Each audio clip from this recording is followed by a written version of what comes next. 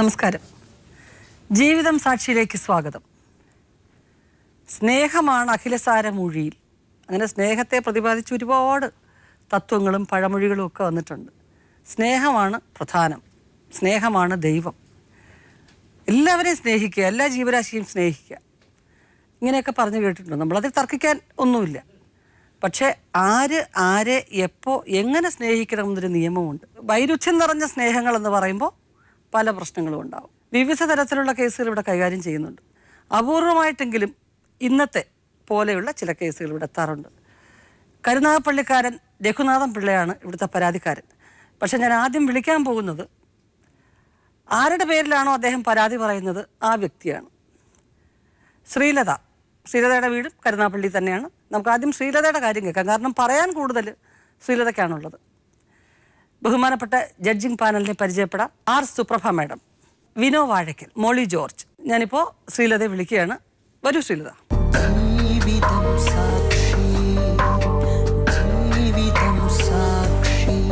ആരൊക്കെയുണ്ട് ശ്രീലതയുടെ വീട്ടിൽ? അച്ഛൻ, അമ്മ, ആങ്ങള. അച്ഛനും അമ്മയും ആങ്ങളെയും. എത്ര നാളായി കല്യാണം കഴിഞ്ഞിട്ട്? ഇപ്പോൾ 18 വർഷം. 18 വർഷമായി. ഏത് പ്രായത്തിലാണ് കല്യാണം കഴിഞ്ഞേ? 18ാമത്തെ വയസ്സിൽ. 18 വയസ്സിൽ. ഇപ്പം 36 വയസ്സുണ്ടോ? 37ാമത്തെ വയസ്സാണ്. 37ാമത്തെ വയസ്സാണ്. ആലോചിച്ചുറപ്പിച്ച കല്യാണമായിരുന്നു അല്ലേ? പിന്നെ ശ്രീലതയ്ക്ക് ആ കല്യാണത്തിന് താല്പര്യം ഉണ്ടായിരുന്നു? താല്പര്യമില്ലാതെ നടത്തിയ ഒരു വിവാഹമായിരുന്നു. താല്പര്യമില്ലാതെ? ഓ, അപ്പോൾ താല്പര്യമില്ലാതെ എന്ന് പറയുമ്പോൾ വിവാഹത്തിനോടേ താല്പര്യം ഉണ്ടായിരുന്നില്ലേ? അല്ലെങ്കിൽ ഈ വ്യക്തിയെ കല്യാണം കഴിക്കാൻ താല്പര്യം? അല്ല, വിവാഹത്തിനോടേ താല്പര്യമില്ലായിരുന്നു. ഇല്ലായിരുന്നു. എന്ത് പറ്റി അങ്ങനൊരു? അതിനൊരു കാരണം ഉണ്ടായിരുന്നു. എനിക്കൊരു കൂട്ടുകാരി ഉണ്ടായിരുന്നു, സുമ എന്നാണ് അവളുടെ പേര്. ഞാൻ കല്യാണത്തിന് മുമ്പ് ഞങ്ങൾ കൂട്ടുകാരായിരുന്നു. പക്ഷെ കൂട്ടുകാരിലുപരി ഞാൻ അവളെ സ്നേഹിച്ചിരുന്നു. അങ്ങനെ ഒരു ഇതുണ്ടായതുകൊണ്ടാണ് എനിക്ക് വിവാഹത്തിനോട് താല്പര്യം തോന്നാത്തത്. അത് ഏത് പ്രായം മുതലാണ് അവരോട് അങ്ങനെ ഒരു അടുപ്പം തോന്നിയത്? ഒരു 16 വയസ്സ് 16 വയസ്സ് മുതൽ. അതുവരെ ഏറ്റവും അടുത്ത കൂട്ടുകാരികളായിരുന്നു. ഒരുമിച്ച് കളിച്ചു വളർന്നവരല്ല. അവര് വേറെ സ്ഥലത്തുനിന്ന് ഞങ്ങളുടെ സ്ഥലത്ത് വന്ന് താമസിച്ചിരുന്നവരാണ്. അപ്പം അങ്ങനെ കണ്ടുള്ള പരിചയം, അങ്ങനെയാണ് ഞങ്ങൾ പരിചയപ്പെടുന്നത്. അപ്പൊ അങ്ങനെയാണ് കൂട്ടുകാരായത്. പിന്നെ അപ്പൊ ഈ കൂട്ടുകാരായപ്പോഴും ഇവളോട് മിണ്ടാൻ എൻ്റെ വീട്ടുകാർ സമ്മതിക്കില്ല. അതെന്തുപറ്റി? കാരണം എന്താണെന്ന് ചോദിക്കുമ്പോൾ പറയാം, അവൾക്ക് മറ്റു ആൺപിള്ളേരൊക്കെ ആയിട്ടുള്ള ബന്ധമുണ്ട്, അപ്പം നിന്നെ അതിലേക്ക് കൊണ്ടുപോകും, അതുകൊണ്ട് നീ അവളോട്ട് കൂട്ടുകൂടരുത്, അവളോട്ട് സഹകരിക്കരുത് എന്നൊക്കെയാണ് വീട്ടുകാർ പറയുന്ന ന്യായം. പക്ഷെ അതിപ്പോ എന്തായാലും ഒരു 10-15 വയസ്സെങ്കിലും കഴിഞ്ഞിട്ടല്ലേ അങ്ങനെ പറയൂ. അവൾക്ക് എന്നേക്കാൾ 2 വയസ്സിന് മൂത്തത്. അപ്പൊ അങ്ങനെ പറയുന്നതാണ് എന്നോട് പറഞ്ഞിരുന്നത്. പക്ഷെ ഞാൻ നോക്കിയിട്ട് അവൾക്ക് അങ്ങനെ ഒരു സ്വഭാവം ഉള്ളതായിട്ട് എനിക്കറിവില്ല. അതുകൊണ്ട് ഞാൻ ഇവർ പറയുന്ന കേട്ടില്ല. അങ്ങനെ അവടുത്ത് മിണ്ടിയും അവർ പോകുന്ന വഴി, ഞാൻ എൻ്റെ വീടിൻ്റെ അടുത്തായതുകൊണ്ട് പോകുന്ന വഴിക്കൊക്കെ അവളെ കാണാറുണ്ട്, അങ്ങനെ സംസാരിക്കുകയും ചെയ്യും. അപ്പം വീട്ടുകാർക്ക് ഇഷ്ടമല്ലാത്തതുകൊണ്ട് അവളുടെ വീടിന് അടുത്തുള്ള എല്ലാവരോടും ചെന്ന് പറഞ്ഞിട്ട് നീ ഇവർ തമ്മിൽ സംസാരിക്കുകയോ കാണുകയോ എന്തെങ്കിലും ചെയ്യുവാണെങ്കിൽ ഞങ്ങളെ വിളിച്ച് പറയണമെന്ന്. അപ്പം ഞങ്ങളെവിടെയെന്നെങ്കിലും സംസാരിക്കുന്നതാണോന്നെങ്കിൽ ഇവർ വിളിച്ച് വീട്ടുകാരടുത്ത് പറയും. വീട്ടുകാർ വന്ന് എന്നെ വിളിച്ചുകൊണ്ട് ഒരുപാട് ഉപദ്രവിക്കാറുണ്ട്. ഇവളുമായിട്ട് സംസാരിക്കുന്നത് അവർക്ക് ഇഷ്ടമല്ലാത്തതുകൊണ്ട് ഒരുപാട്. അപ്പോൾ ഇവരെന്നെ ഉപദ്രവിക്കുന്നതിനനുസരിച്ച് എനിക്ക് വാശിയായി. ഞാൻ വീണ്ടും ഇവളോട് കൂട്ടുകൂടാനും സംസാരിക്കാനും ഒക്കെ പോകും. അങ്ങനെയായിരുന്നു ഞങ്ങൾ തമ്മിൽ കൂട്ടായി കഴിച്ചിരുന്ന സമയത്താണ് ഈ ആലോചന വരുന്നതും. അപ്പോൾ അമ്മയ്ക്ക് ഇങ്ങനെ ഒരു കാര്യം അറിയാവുന്നതുകൊണ്ട് എത്രയും പെട്ടെന്ന് തന്നെ കല്യാണം കഴിച്ച് വിടണമെന്നായിരുന്നു അമ്മയുടെ നിർബന്ധം. എങ്ങനെയെങ്കിലും ഇവളെ കെട്ടിച്ചു വിടണമെന്നുള്ള ഒറ്റ നിർബന്ധത്തിലാണ് ഈ ആലോചന വന്നതും വീട്ടുകാർ ഉറപ്പിക്കുന്നതും. അപ്പോൾ കല്യാണം ഉറപ്പിച്ച് നിശ്ചയമായി കഴിഞ്ഞപ്പോഴാണ് ഇപ്പോൾ ഇവളുടെ അടുത്ത് എനിക്ക് നിശ്ചയം പറയണമെന്നുള്ളത് കൊണ്ട് വീട്ടുകാർ നിശ്ചയം പറയാൻ പോയ സമയത്തിന് ഞാൻ ഇവളുടെ അടുത്ത് പോയി നിശ്ചയം പറയാനായിട്ട് പോയി.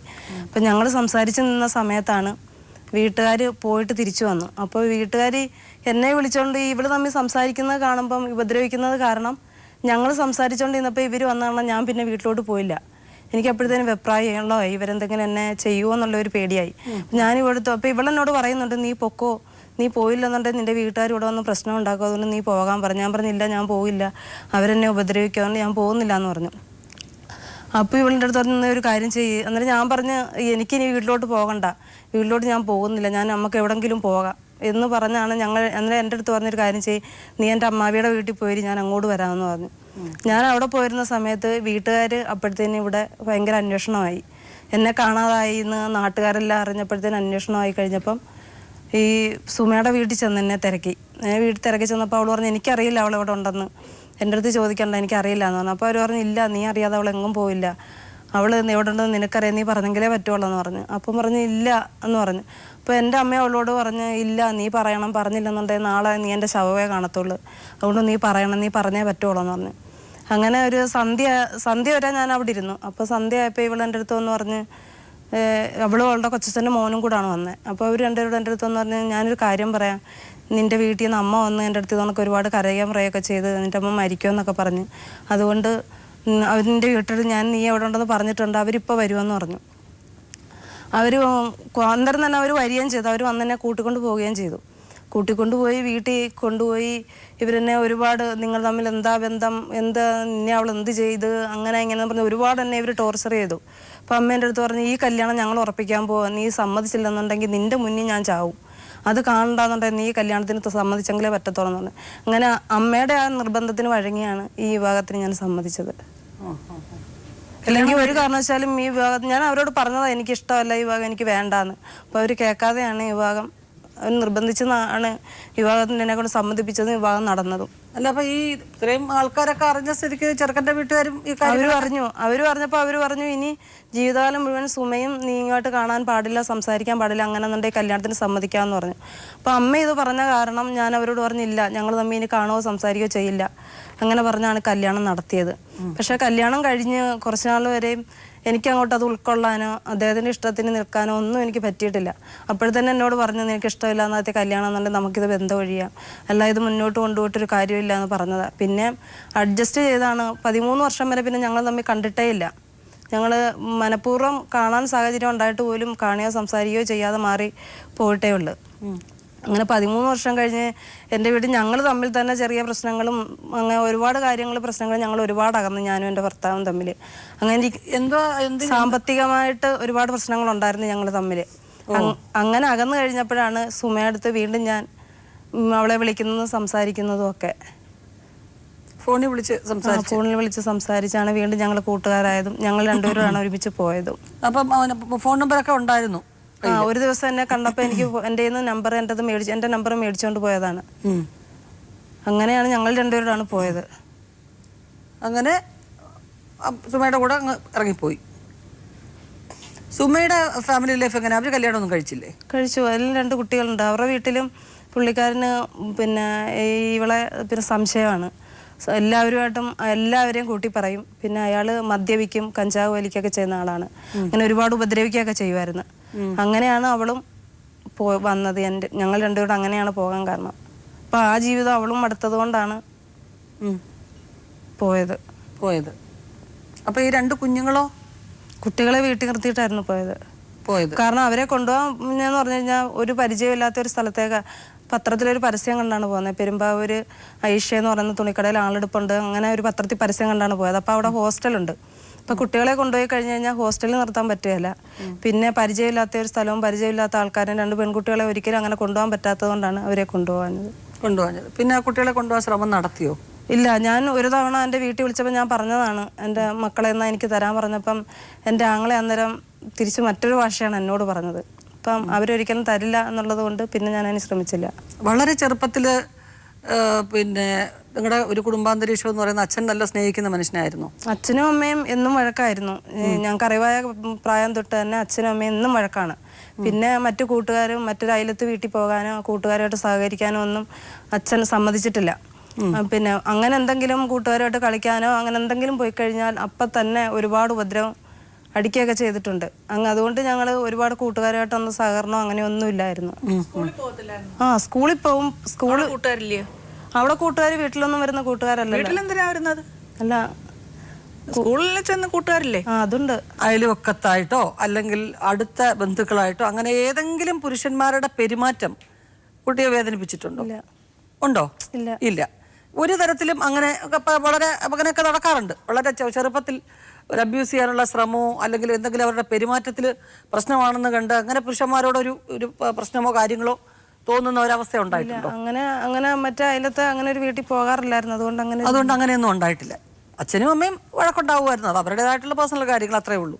നിങ്ങളെ സ്നേഹമായിട്ട് നല്ല രീതിയിലും അല്ലേ വളർത്തിയത്, അല്ലേ?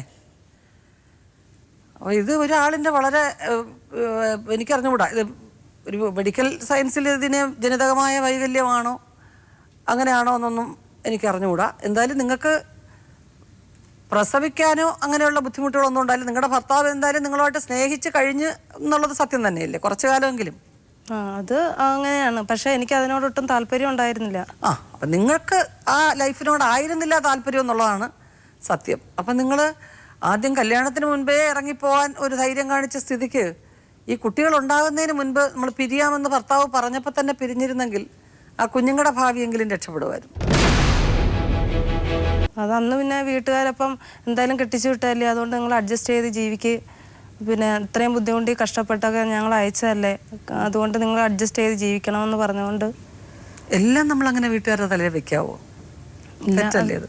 നിങ്ങൾക്ക് വളരെ ചെറുപ്പത്തിലേ തന്നെ നിങ്ങളുടെ ജീവിതത്തെക്കുറിച്ച് ഇന്നത് മതി എന്ന് തീരുമാനിക്കാൻ പ്രാപ്തയായുള്ളൊരു പെൺകുട്ടിയായിരുന്നു അല്ലേ? അല്ലെങ്കിൽ ഇതൊരു സ്വകാര്യതയായിട്ട് സൂക്ഷിച്ച് എല്ലാവരുടെയും ഒരു 15-16 വയസ്സ്, ഒരു 14 വയസ്സ്, 17 വയസ്സ് വരെ ഇത്തരം താല്പര്യങ്ങൾ വരിക. അങ്ങോട്ട് അതിപ്പം ആൺകുട്ടികളോട് സംസാരിക്കുമ്പം അത് പ്രശ്നമാണ്, എന്തെങ്കിലും തെറ്റിദ്ധരിക്കും. അതിനേക്കാൾ സ്വാതന്ത്ര്യം പെൺകുട്ടികളോട് വരുമെന്ന് തോന്നുമ്പം ഇങ്ങനെയൊക്കെ കടന്നു പോകാറുണ്ട്. പക്ഷെ അതൊരു പ്രായം കഴിഞ്ഞതിന് ശേഷവും ഒരു വാശി പോലെ അത് തുടരണമെന്ന് പറഞ്ഞിട്ട് അത് തീരുമാനിക്കാൻ നിങ്ങൾക്ക് കഴിഞ്ഞിട്ടുണ്ട് അല്ലേ? വീട്ടുകാരത് പറഞ്ഞു, അതുകൊണ്ട് ഞാനത് ചെയ്തു. വീട്ടുകാരിങ്ങനെ പറഞ്ഞതുകൊണ്ട് ഞാനിങ്ങനെ ചെയ്തു. രണ്ടും പെൺകുട്ടികളാണോ? ആലോചിച്ച് നോക്കൂ. ആ 2 പെൺകുട്ടികളുടെ ഭാവി തീരുമാനിക്കാനുള്ള പ്രായവും പക്വതയും നിങ്ങൾക്കായി. അപ്പോൾ അങ്ങനെ 2 പെൺകുഞ്ഞുങ്ങളുണ്ട്. അവർ ഈ സമൂഹത്തിൽ ജീവിക്കണം, അത് സ്കൂളിൽ പോകുന്നുണ്ട്, അച്ഛനെയും അമ്മയും വിവരങ്ങളും കാര്യങ്ങളൊക്കെ മറ്റുള്ളവരറിയും.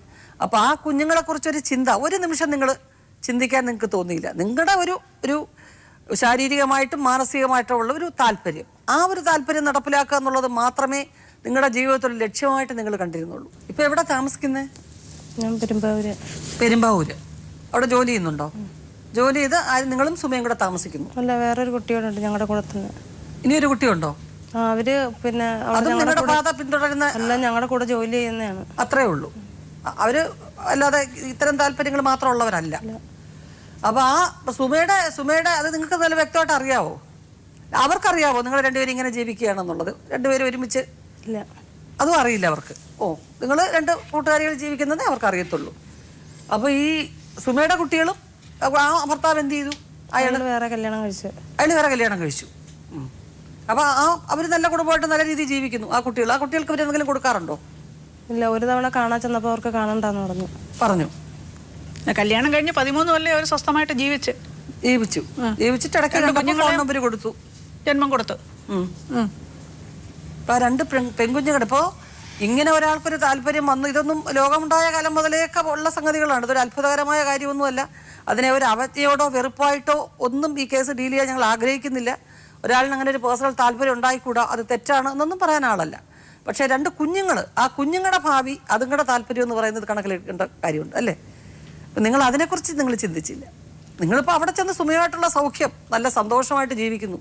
ഈ 2 പെൺകുഞ്ഞുങ്ങൾ, അവരുടെ ഭാവി എന്താവും, അമ്മയില്ലാതെ ജീവിക്കുന്ന ആ കുഞ്ഞുങ്ങൾ എന്താവും എന്നുള്ളതിനെ കുറിച്ച് നിങ്ങൾക്ക് ഒരു ചിന്തയും ഉണ്ടായില്ല. അവരേത് സ്വഭാവക്കാരായി വളരണം? നിങ്ങൾ ഇടയ്ക്ക് ഫോണിൽ വിളിച്ച് നിങ്ങളുടെ ഭർത്താവിനോട് ഞാൻ അവിടെ വന്നോളാം എന്നും പറഞ്ഞ് വിളിച്ച് പറയുകയും കറിയൊക്കെ ചെയ്തില്ലേ?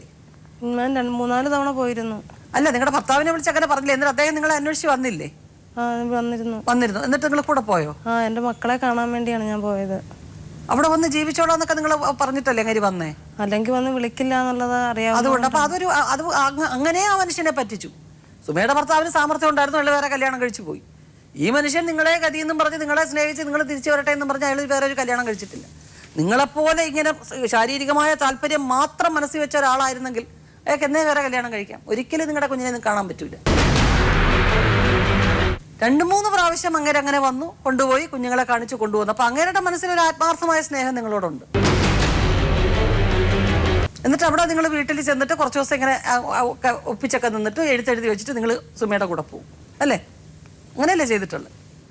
അപ്പോൾ ഞാൻ ചോദിക്കുന്നത്, നിങ്ങളുടെ ബാക്കിയുള്ള നിങ്ങളുടെ താല്പര്യങ്ങളെക്കുറിച്ചൊന്നും സംസാരിക്കാൻ ആർക്കും അവകാശമില്ല. അവനവൻ്റെ പക്ഷെ ഒരു അമ്മയെന്നുള്ള നിലയ്ക്ക് നിങ്ങളുടെ ആ 2 കുഞ്ഞുങ്ങളെക്കുറിച്ച് നിങ്ങൾ എന്ത് പരിഗണിച്ചു? നിങ്ങൾ അവരുടെ ഭാവിക്ക് വേണ്ടി നിങ്ങൾ എന്താണ് ചിന്തിച്ചത്? ഒരമ്മയായി കഴിഞ്ഞാൽ നമ്മുടെ സ്വന്തം താല്പര്യത്തിനാണോ കൂടുതൽ വെയിറ്റ് കൊടുക്കുന്നത്, അതോ നമ്മുടെ കുഞ്ഞുങ്ങളുടെ കാര്യത്തിനാണോ? കുട്ടികളുടെ കാര്യത്തിന്. കുഞ്ഞുങ്ങളുടെ കാര്യം നോക്കിയോ? ഇല്ല, അവരെ എനിക്ക് തരാൻ ഞാൻ പറഞ്ഞിരുന്നു. തരുന്നോ? വിൽപ്പന ചാക്ക? അവരെ കിട്ടിക്കഴിഞ്ഞിട്ട് എന്തു ചെയ്യാനോ? ഞാൻ അവിടെ സ്കൂളിൽ വിട്ട് പഠിപ്പിക്കാം എന്നുള്ളതാണ്. സുമയെന്ന് പറയുന്നത് നിങ്ങളുടെ ആരാ? ആ ഒരു ജീവിതം കണ്ട് 2 പെൺകുഞ്ഞുങ്ങൾ വളർന്ന് നിങ്ങളെപ്പോലെ ആവണം എന്ന് നിങ്ങൾ ആഗ്രഹിക്കുന്നുണ്ടോ? അതോ അവർ വിവാഹം കഴിച്ച് ഈ സമൂഹത്തിൽ പ്രകൃതിപരമായിട്ട് എല്ലാ മനുഷ്യരും പുരുഷനും സ്ത്രീയും ഒന്നിച്ച് ജീവിക്കുന്ന പോലെ ജീവിക്കണം നിങ്ങൾ ആഗ്രഹിക്കുന്നുണ്ടോ? അത് പറയൂ. ഞാൻ തുറന്നു ചോദിക്കുക. ഇത് നിങ്ങളെ ഒരു തെറ്റുകാരിയായിട്ട് നിന്ന് വിചാരണ നടത്തുമൊന്നുമല്ല, സ്നേഹമായിട്ട് ചോദിക്കുകയാണ്. നിങ്ങളുടെ 2 പെൺമക്കൾ കല്യാണം കഴിഞ്ഞ് അവർക്ക് കുഞ്ഞുങ്ങളൊക്കെ ആയി ജീവിക്കണമെന്ന് നിങ്ങൾ ആഗ്രഹിക്കുന്നുണ്ടോ? പിന്നെ നിങ്ങൾ 2 സ്ത്രീകൾ ജീവിക്കുന്ന ആ വീട്ടിൽ ജീവിച്ചാൽ അവരങ്ങനെ ജീവിക്കൂ? നിങ്ങൾ പറഞ്ഞു നിങ്ങളുടെ അച്ഛനും അമ്മയും എന്നും വഴക്കായിരുന്നു എന്ന് പറഞ്ഞു. ഒരു അച്ഛനും അമ്മയും ഒന്നിച്ച് ജീവിക്കുന്നത് കാണുമ്പം ഉണ്ടാകുന്ന ഒരു സന്തോഷമോ വിഷമോ ദുഃഖമോ 2 സങ്കല്പങ്ങളുണ്ടല്ലോ. അങ്ങനെയല്ലേ പ്രകൃതി നിശ്ചയിച്ചിരിക്കുന്നത്. ഇത് അച്ഛൻ്റെ രൂപം ഇങ്ങനെ, ഭാവം ഇങ്ങനെ. ഒരു പെൺകുട്ടിയുടെ ജീവിതത്തിൽ ആദ്യത്തെ ഹീറോ എന്ന് പറയുന്നത് അവളുടെ അച്ഛനാണ്. എൻ്റെ അച്ഛനെ പോലെ. എൻ്റെ അച്ഛൻ എന്നെ നല്ലോണം സ്നേഹിക്കുന്നുണ്ട്, അതുപോലെ എൻ്റെ ഭർത്താവ് എന്നെ സ്നേഹിക്കുന്നില്ല, അങ്ങനെയൊക്കെ പലരും പറഞ്ഞ് നമ്മൾ കേട്ടിട്ടുണ്ട്. ഇതെൻ്റെ അമ്മയാണ് ആദ്യത്തെ നായിക ഒരു പെൺകുട്ടിയുടെ. അമ്മയെപ്പോലെ ആവണം, അമ്മയെപ്പോലെ വേഗം വളരണം, അമ്മയെപ്പോലെ സാരി ഉടുക്കണം, അമ്മയെപ്പോലെ മുടി കെട്ടണം, ഇതൊക്കെയായിരുന്നു അല്ലേ? എൻ്റെയൊക്കെ 2 വയസ്സിലൊക്കെ എൻ്റെ അമ്മയെപ്പോലെ അമ്മ സാരി ഉടുക്കുന്നവരെ തോർത്ത് കൊടുത്തുകൊണ്ട് നടക്കുന്ന ഓർമ്മയാണ് എന്നെക്കുറിച്ച് എൻ്റെ ഓർമ്മ. മനസ്സിലായില്ലേ? അപ്പോൾ ഈ 2 പെൺകുട്ടികളും നിങ്ങളെ 2 സ്ത്രീകൾ അച്ഛനും അമ്മയായിട്ടും ജീവിക്കുന്ന കണ്ട് അങ്ങനെ വളർന്നാൽ മതിയോ? ഞാൻ ചോദിക്കുന്നത് നിങ്ങളുടെ താല്പര്യങ്ങളാണ് ചോദിക്കുന്നത്, അല്ലാതെ അത് നിങ്ങളെ തിരുത്തണം എന്നുള്ള ഉദ്ദേശത്തിലൊന്നുമല്ല. അങ്ങനെയാണോ? അല്ല. ആ കുഞ്ഞുങ്ങൾ നന്നായിട്ട് ജീവിക്കണമെന്ന് ആഗ്രഹമില്ലേ? അങ്ങനെ ആഗ്രഹിച്ച് നിങ്ങൾ വളരെ സുമയോടെ കൂടെ ജീവിക്കണം, ആ കിട്ടുന്ന സുഖം അനുഭവിക്കണമെന്ന് നിങ്ങൾ ചിന്തിച്ചതുപോലെ എൻ്റെ കുഞ്ഞുങ്ങൾ സൗഖ്യമായിട്ട് ജീവിക്കണം എന്ന് നിങ്ങൾ ഒരിക്കൽ സ്ട്രോങ് ആയിട്ട് ചിന്തിച്ചെങ്കിൽ നിങ്ങൾ അവിടെ നിറങ്ങി നിങ്ങളുടെ വീട്ടിൽ വരുമായിരുന്നല്ലോ. ഇത്രയും കാര്യമായിട്ട് നിങ്ങൾ ആഗ്രഹിച്ചിട്ടുണ്ടോ? 3-4 തവണ നിങ്ങൾ അവിടെ വന്നു, അവിടെ നിന്നിരിക്കുന്നു, 10-12 ദിവസം നിന്നിരിക്കുന്നു, അവിടുത്തെ സാധനങ്ങളെല്ലാം പറക്കി എടുത്തുകൊണ്ട് വീട്ടിൽ വന്നു, അവിടെ എല്ലാം നിന്നൊക്കെ കഴിഞ്ഞ് 12 ദിവസത്തിനകം നിങ്ങൾക്ക് മടുത്ത് പോകാനുള്ള കാര്യം നിങ്ങളുടെ ശാരീരികമായ എന്തോ ഒരു സുഖം നിങ്ങൾ കണ്ടിരിക്കുന്നു. അത് മാത്രം കോൺസെൻട്രേറ്റ് ചെയ്താണ് നിങ്ങൾ പോയിരിക്കുന്നത്. നിങ്ങളുടെ മനസ്സിൽ എവിടെയോ വരണം, എൻ്റെ കുഞ്ഞുങ്ങളടുത്ത് വരണമെന്ന് ആഗ്രഹിച്ചുകൊണ്ടാണ് നിങ്ങൾ വന്നേ അല്ലേ? 3-6 പ്രാവശ്യം നിങ്ങൾ വന്നത് നിങ്ങളുടെ കുഞ്ഞുങ്ങളോട് നിങ്ങൾക്ക് സ്നേഹമുണ്ട്. പക്ഷെ അത് ആ സ്നേഹമാണ് വലുത് എന്ന് ചിന്തിച്ചിരുന്നു എങ്കിൽ എൻ്റെ സുഖസൗകര്യങ്ങൾ പോട്ടെ, എൻ്റെ മക്കളുടെ ഭാവിയാ വലുത്. അത് നിങ്ങൾ നാളെ കല്യാണം കഴിച്ചു കൊടുക്കുക. അമ്മ എവിടാ? അവിടെ ഒരു സ്ത്രീയുടെ കൂടെ താമസം. അമ്മ, അച്ഛൻ ഒറ്റയ്ക്ക് ഇവിടെ. ഇതിലാരെ സ്നേഹിക്കും കുട്ടികൾ? ഒന്ന് പറയൂ. നിങ്ങൾ സുമയിൽ കാണുന്ന ക്വാളിറ്റികൾ എന്തൊക്കെയാണ്? നിങ്ങൾ പ്രത്യേകിച്ച് ക്വാളിറ്റി ഒന്നുമില്ല. എന്നെ എപ്പോഴും സംരക്ഷിക്കുന്ന, കാരണം ആരെങ്കിലും എന്തെങ്കിലും പറഞ്ഞാൽ അവരോട് പിന്നെ എന്നെ ഒന്നും പറയരുതെന്നോ അങ്ങനെയൊക്കെയുള്ള ഇതൊക്കെയുണ്ട്. ഇല്ലയോ? ഇല്ല, എന്നെ ആരെങ്കിലും എന്തെങ്കിലും പറഞ്ഞാൽ പോലും തിരിച്ചെന്താ അല്ലെങ്കിൽ അങ്ങനെ പറഞ്ഞതെന്ന് എൻ്റെ ഭർത്താവ് ചോദിച്ചിട്ടില്ല. നിങ്ങളെ ആരെങ്കിലും ഒക്കെ എന്തൊക്കെയോ എന്താ ഞാൻ പറയുന്നത്? അല്ല, എൻ്റെ നാട്ടിൽ അങ്ങനെ എൻ്റെ ഭർത്താവിൻ്റെ ഒരു കൂട്ടുകാരനായിട്ട് ഞാൻ പോയത് ഇങ്ങനെയൊരു വിഷയം ഉണ്ടായിരുന്നെങ്കിലും എൻ്റെ ഭർത്താവിൻ്റെ ഒരു കൂട്ടുകാരനുമായിട്ട് ഒരു പ്രശ്നം ഉണ്ടായി. അത് ഭർത്താവ് കുറച്ച് പൈസ പുള്ളിക്കാരൻ്റെ നിന്ന് വാങ്ങിച്ചിട്ടുണ്ടായിരുന്നു. അപ്പം അപ്പോഴത്തേന് പൈസ വാങ്ങിച്ചെന്ന് എല്ലാവരും അറിഞ്ഞപ്പോൾ തന്നെ ഞങ്ങൾ തമ്മിൽ അടുപ്പമുണ്ട് ഇങ്ങനെ എന്നൊക്കെ ആൾക്കാർ പറയാൻ തുടങ്ങി. അപ്പോൾ ആൾക്കാരെല്ലാം ഇത് പറയുന്നത് കേട്ടപ്പോൾ എൻ്റെ ഭർത്താവ് പറഞ്ഞു, അവർ പറയുന്നത് നീ കാര്യമാക്കണ്ട, നീ അതൊന്നും പ്രശ്നമില്ല, അതൊക്കെ അവരോട് കിടന്ന് പറഞ്ഞോട്ടെ എന്ന് എന്നോട് പറഞ്ഞു. യഥാർത്ഥത്തിൽ നിങ്ങൾ തമ്മിൽ പ്രശ്നം ഉണ്ടായിരുന്നു? ആര്? ഇല്ല. പിന്നെന്തിനാ അതിനെ കുറിച്ച്? അപ്പൊ ആൾക്കാർ പറഞ്ഞെന്ന് പറഞ്ഞാൽ പൈസ വാങ്ങിച്ചുകൊണ്ട് ഇവൻ നിന്നെ വിൽക്കുക അല്ലേ, അങ്ങനെയാണ് ചെയ്യുന്നില്ലേ. അപ്പം 10,000 രൂപ പുള്ളിക്കാരൻ്റെ 2 തവണയായിട്ട് വാങ്ങിച്ചിട്ടുണ്ടായിരുന്നു. ഈ അന്യ ആൾക്കാർ പറയുന്ന കേൾക്കാൻ പോകുന്ന എന്തിന്? അവസാനം എന്നിട്ട് അയാൾ പറഞ്ഞു, ഞാൻ പൈസ കൊടുത്തത് നിന്നെ കണ്ടും കൊണ്ടാണ് ഞാൻ പൈസ കൊടുത്തതെന്ന് പറഞ്ഞു. ഞാൻ എൻ്റെ കയ്യിലല്ലേ 8,000 രൂപ എൻ്റെ കയ്യിലാണ് കൊണ്ടുതരുന്നത്. അതിന് വേറെ അർത്ഥം കൽപ്പിക്കണ്ട എന്ന് വെച്ചാൽ നിങ്ങൾ കുറച്ചുകൂടെ ഒരു നല്ല രീതിയിൽ തിരിച്ചു കൊടുക്കും. അപ്പം അവസാനം പൈസ കൊടുത്തില്ല. പൈസ കൊടുക്കാതെ എന്നോട് പറഞ്ഞ് നിന്നെ കണ്ടുകൊണ്ടാണ് ഞാൻ പൈസ കൊടുത്തതെന്ന് പറഞ്ഞു. അപ്പൊ അങ്ങനെയും കൂടെ ഒരു പ്രശ്നം വന്നപ്പോഴാണ് ഞാൻ പോകാനുള്ള അതുകൂടെ ഒരു കാരണം. അല്ല, അത് അയാളല്ലേ പറഞ്ഞു, നിങ്ങളുടെ ഭർത്താവ് പറഞ്ഞില്ലല്ലോ. ഇല്ല. പിന്നെന്തിനു നിങ്ങൾക്ക് അതിൽ വിഷമം ഉണ്ടാവണം? ഭർത്താവിന് നിങ്ങളെ കുറേയൂടെ വിശ്വാസമാണ് അതിന്റെ അർത്ഥം. ഷീലത അയാളുടെ കൂടെ പോയോ?